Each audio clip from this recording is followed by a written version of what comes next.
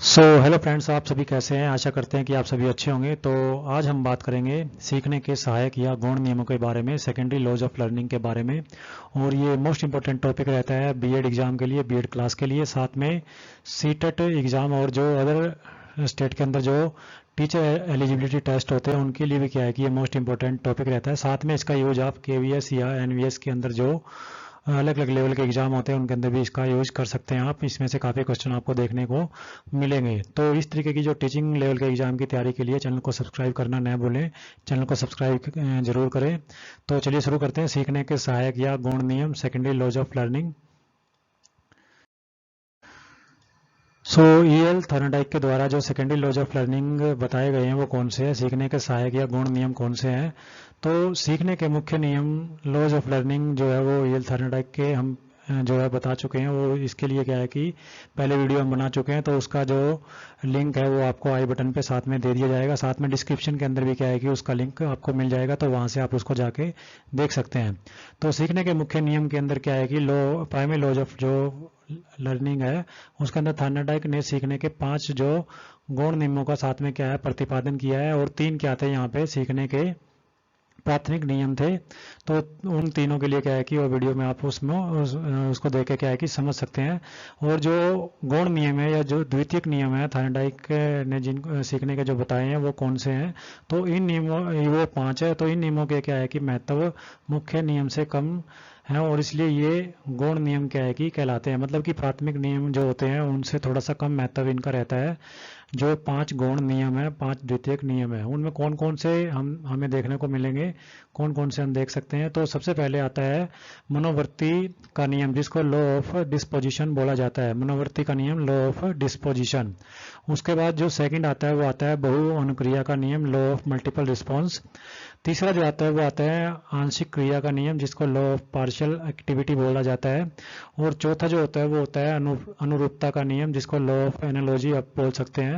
और जो लास्ट में पांचवा जो नियम आता है गौण नियम, द्वितीयक नियम, सेकेंडरी लॉ, वो होता है संबंधित परिवर्तन का नियम, जिसको लॉ ऑफ एसोसिएटिव शिफ्टिंग बोल सकते हैं। तो ये हमारे पास 5 गौण नियम है। मनोवृत्तीय का नियम, बहु अनुक्रिया का नियम, आंशिक क्रिया का नियम, अनुरूपता का नियम और संबंधित परिवर्तन का नियम, जो कि ईएल थॉर्नडाइक के द्वारा गौण नियम माने गए हैं, गौण नियम बताए गए हैं। तो इसमें एक एक करके हम इसको देखते हैं। तो सबसे पहले जो बात आती है वो आती है मनोवृत्ति का नियम, जिसको बोला जाता है तो वो है जिस कार्य के प्रति हमारी अभिवृत्ति या मनोवृत्ति रहती है उसी अनुपात में हम उसको सीखते हैं। तो थॉर्नडाइक का कहना है कि जिस कार्य के प्रति हमारी अभिवृत्ति या फिर मनोवृत्ति बनी रहती है तो उसी अनुपात में हम उस कार्य को सीखते हैं, उसको सीखते हैं। इसी तरीके से क्या है कि अनुकूल मनोवृत्ति होने पर बालक शीघ्रता से क्या है सीखता है, और प्रतिकूल मनोवृत्ति होने पर बालक के सीखने में कई तरह की बाधाएं आती है। इसमें जो बाधाएं आती हैं तो वो प्रतिकूल अगर मनोवृत्ति होती है तो इस तरीके की कई जो है बाधाएं है वो सीखने में आ सकती है, तो उसको सीखने के अंदर देरी हो सकती है। उसके बाद जो दूसरा नियम आता है वो आता है बहु अनुक्रिया का नियम। तो बहु अनुक्रिया का नियम के अंदर क्या है कि इस नियम के अनुसार जब हम कोई नया कार्य करना सीखते हैं तब हम उसके प्रति विभिन्न प्रकार की अनुक्रियाएं करते हैं, और इनमें से कुछ अनुक्रियाएं लक्ष्य प्राप्ति में सहायक नहीं होती है, उन्हें हम छोड़ देते हैं और फिर भूल जाते हैं। हम उन्हीं अनुक्रियाओं का चयन करते हैं जो लक्ष्य प्राप्ति में सहायक होती है, और इसे ही सीखना कहते हैं।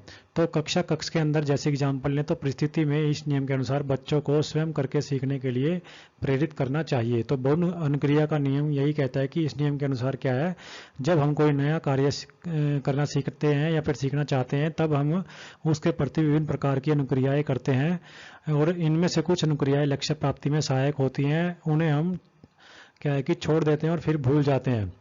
हम उन्हीं अनुक्रियाओं का चयन करते हैं जो लक्ष्य प्राप्ति में सहायक होती है, और जो लक्ष्य प्राप्ति में सहायक नहीं होती है उनको हम छोड़ देते हैं।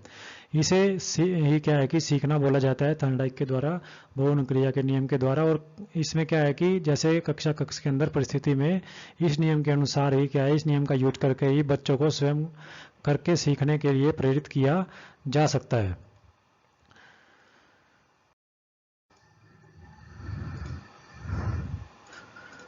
तो उसके बाद बात आती है तीसरे नियम की, जिसको आंशिक क्रिया का नियम भी बोला जाता है। और इसमें अंदर क्या होता है कि थार्नडाइक का मानना है कि यदि बच्चों के सामने किसी समस्या को छोटे छोटे भागों में विभाजित कर प्रस्तुत किया जाए तो और एक एक भाग का समाधान किया जाए तो बच्चे पूरी समस्या को शीघ्रता और सुगमता से समझकर संपूर्ण कार्य को पूरा कर सकते हैं।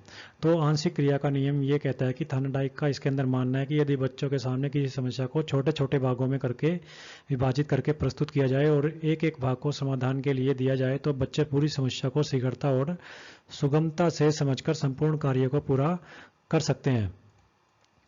शिक्षक को भी चाहिए कि इसके अंदर बच्चों के समक्ष समस्या प्रस्तुत करते समय उनके विभिन्न अंगों के विषयों में बताए और उन्हें अलग अलग हल करके संपूर्ण समस्या का समाधान करने के लिए प्रेरित करे। बच्चों को अंश से पूर्ण की ओर बढ़ने के अवसर प्रदान करने चाहिए। तो शिक्षक का यहाँ पे बहुत अधिक महत्व रहता है, महत्व बढ़ जाता है आंशिक क्रिया का नियम के द्वारा। अगर शिक्षक को विद्यार्थियों को सिखाना है, स्टूडेंट्स को सिखाना है, बच्चों को सिखाना है तो इसके अंदर क्या है कि शिक्षक को चाहिए कि उनके सामने, बच्चों के सामने समस्या प्रस्तुत करते समय उनके विभिन्न अंगों के विषय बारे में उनको बताए और उन्हें अलग अलग हल करके संपूर्ण समस्या का समाधान करने के लिए प्रेरित करे और बच्चों को अंश से पूर्ण की ओर बढ़ने के अवसर प्रदान करने चाहिए।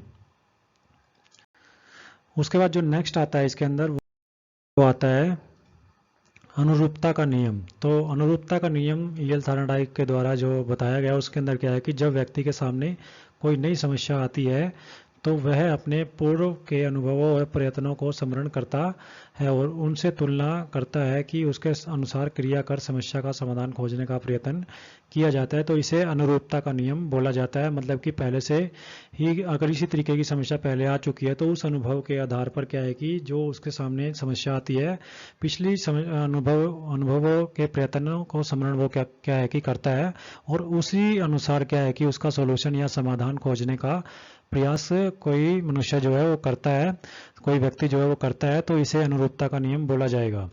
और इसके अंदर क्या है कि शिक्षक को चाहिए कि कक्षा कक्ष स्थिति में वो क्या करे कि बच्चों को ऐसे अवसर प्रदान करे जिससे वे अपने पूर्व ज्ञान का स्मरण और प्रयोग कर सके। तो ये अनुरूपता का नियम कहलाएगा। मतलब कि पूर्व ज्ञान के रूप का यूज करके, प्रयोग करके और जो नई समस्या है उसको, जो उसके सामने समस्या आई है, पूर्व ज्ञान के अनुसार उसका प्रयोग करके उसको सॉल्यूशन वो निकाल सके, समाधान वो निकाल सके। उसके बाद जो लास्ट है हमारे पास वो है पांचवा नियम जो बताया गया है, संबंधित परिवर्तन का नियम इसको बोला जाता है। तो ईल थार्नडाइक के द्वारा इस नियम को साचार्य परिवर्तन का नियम भी कहते हैं और इसके अनुसार कोई भी अनुक्रिया जिसे करने की अक्षमता व्यक्ति में होती है उसे एक नए उद्दीपन के द्वारा भी उत्पन्न की जा सकती है और इसमें अनुक्रिया का स्वरूप वही रहता है पर परिस्थिति में परिवर्तन हो जाता है। तो इस नियम में ये बताया गया कि साचार्य परिवर्तन का नियम वो नियम होता है जिसके अनुसार क्या होता है कि अनुक्रिया जिसे करने की क्षमता व्यक्ति में होती है और उसे एक नए उद्दीपन के द्वारा भी उत्पन्न किया जा सकता है। इसमें अनुक्रिया का स्वरूप वही रहता है, साथ पर जो परिस्थिति होती है उसमें परिवर्तन हो जाता है। शिक्षक को कक्षा में अच्छी आदतों और सकारात्मक अभिरुचि को उत्पन्न करना चाहिए ताकि छात्र उनका उपयोग अन्य परिस्थितियों में भी कर सके। इसके साथ ही क्या है कि सीखने के नियमों के जो हमने बात की है तो सीखने के नियमों का शैक्षिक महत्व, educational importance of laws of learning जो अगर हम बात करें तो अधिगम प्रक्रिया में सीखने के नियमों का विशेष महत्व रहता है। और सीखने की जो प्राथमिक नियम जो हमने पहले वीडियो के अंदर आपको बताए हैं जिसमें सीखने का तत्परता का नियम और सतत अभ्यास का नियम या संतोषप्रद परिणाम से इच्छित फल की प्राप्ति क्या है कि होती है। और इसलिए शिक्षक को चाहिए कि वे कार्यक्रम निश्चित करते समय इस बात का ध्यान रखें कि वह बच्चों के लिए संतोषप्रद हो और उनमें तत्परता की स्थिति पैदा की जाए। ऐसा न होने से क्या होगा, प्रयत्न व परिश्रम व्यर्थ चला जाएगा।